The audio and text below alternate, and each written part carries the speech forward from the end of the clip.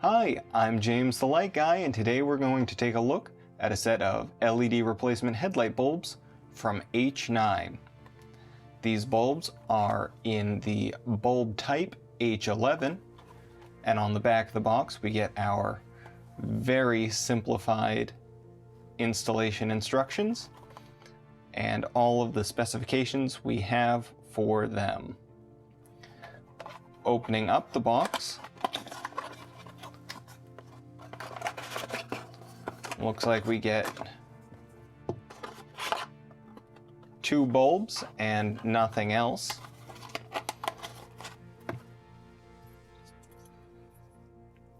Alright, starting at the plug end, as we always do, we have an H11 socket.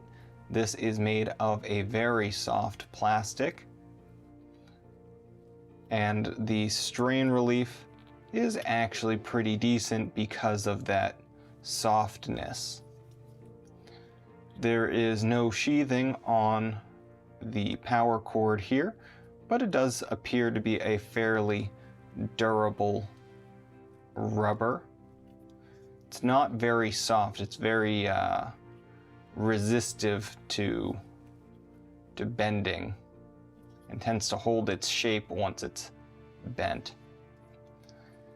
There is no strain relief where it connects to the bulb, and as you can tell by the lack of airflow here, there is no fan in this bulb. It relies heavily on just the surface area of this aluminum heatsink. There is an awful lot of surface area here on the bulb, so that may do a pretty decent job considering what I believe to be a fairly weak chipset. Next we have the H11 base here. It is just a simple plastic held in place with a small set screw, and it has a pretty pliable, feels like a silicone rubber gasket to keep moisture out of the assemblies. Then the vertical shaft here is more of that extruded aluminum.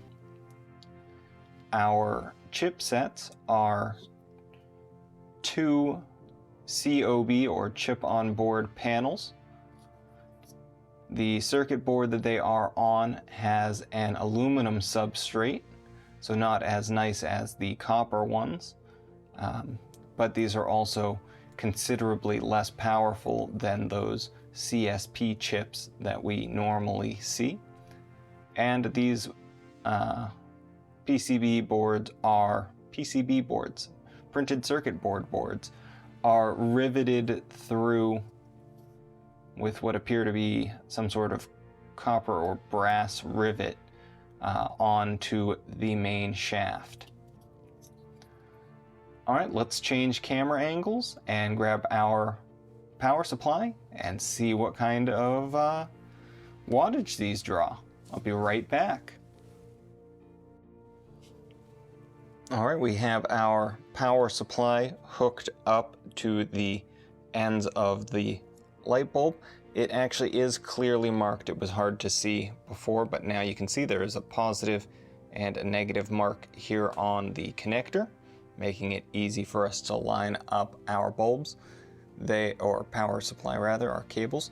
And if we look in here, let's zoom in a bit. Whoa. The wire is already pulled out of this bulb, and you can see the wires inside. So having no strain relief, that is putting an awful lot of tension on those inner wires. But going back to this, you can see on the side the positive and negative. All right, let's zoom back out and adjust our focus. There we go. You can see at 14.4, let's bring that up just a tick. There we go, 14.4 volts. We are drawing just under 0.7 amps, and I would expect that to drop as the bulb heats up.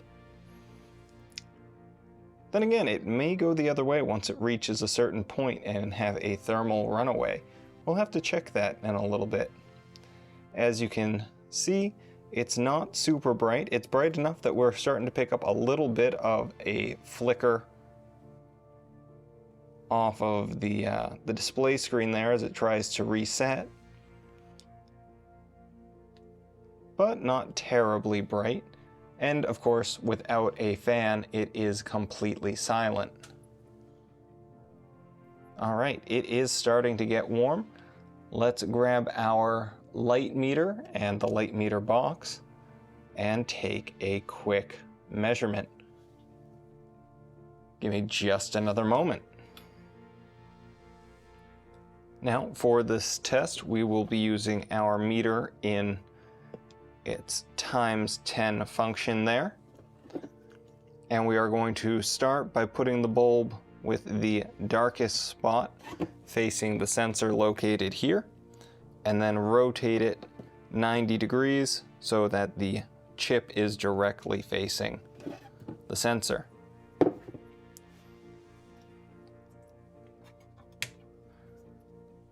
Here we go.